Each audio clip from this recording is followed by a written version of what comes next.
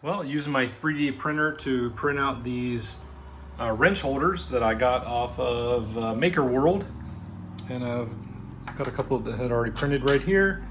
Gonna pull these ones off the printer now. They're all ready to go. So let's bring them out to the toolbox and see if we can get these things organized. Well, I am a little bit embarrassed to admit that this is my drawer for my wrenches. So I definitely need this thing in here. So I'm gonna get a couple of these down here and we'll start getting these organized, and hopefully we can get this looking a lot better so I can actually tell what I'm doing.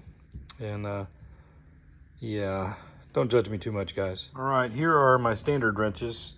Almost to the end here. I've got a lot of small ones right there, and these are a little big. I didn't want to put all those tiny ones in that.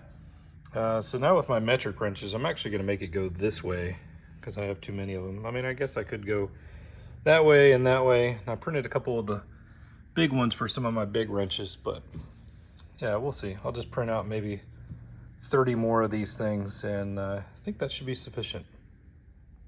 Well, it is amazing what a little bit of plastic can do for your toolbox. This is much more organized. I still need to print out some little holders for my ratcheting wrenches here, and then like the dog bones there.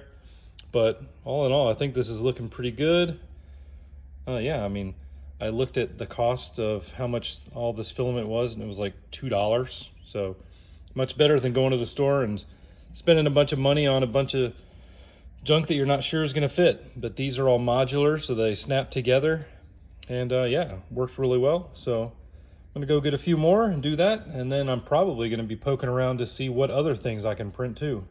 Anyway, hopefully you guys found this useful. Maybe you'll print your own stuff and get your toolbox organized too. You guys take it easy.